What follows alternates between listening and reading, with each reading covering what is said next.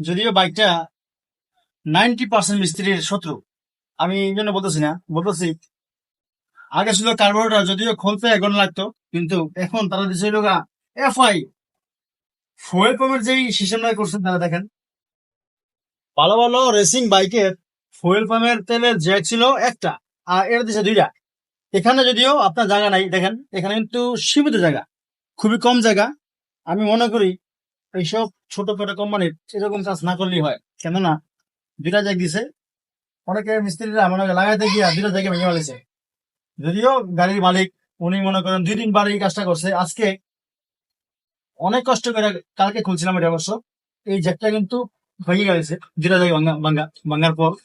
উনি পুরো ঢাকা সিটি বলতে সব জায়গায় ঢোকাইছে, অয়েল পাম্প কমপ্লিট, কিন্তু মাল না পাওয়ার ক্ষেত্রে উনি যারা প্লাস্টিক কাজ করে তাদের কাছে নেয়া লেদে এই পাম্পটা বানানোর পর, এই লব দিয়ে বানানোর পর চলে আসলো আমাদের কাছে।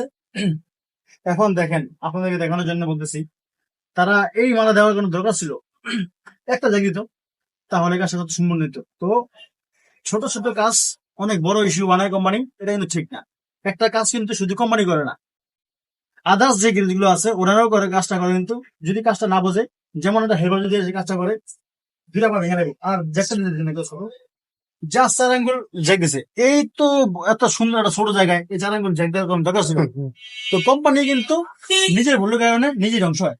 তো এমন কোন কোম্পানি যদি আমার ভিডিও দেখে থাকেন, অবশ্যই এরকম কোনো ফায়দামি কাজ করবেন না, যে কোম্পানি আপনার কাজ করতে গিয়ে মিস্ত্রির হতাশ হয় এবং কাস্টমার না ধরে। সকল কাজ কিন্তু, যেমন অফিসিয়াল যে বাইকগুলো আছে এগুলোই কাজ কিন্তু কোম্পানি করে। আদার যে বাইকগুলো আছে এই কাজ কিন্তু কোম্পানি করে না। তো অবশ্যই বাইক বানানোর আগে একটু ভেবে চিন্তে কাজ করবেন, তাহলে আশা করি আমাদের কাস্টমার যারা আছেন তারা অসন্তুষ্ট হবে না। হয়তো বা বুঝতে পারছেন। ধন্যবাদ। আসসালামু আলাইকুম।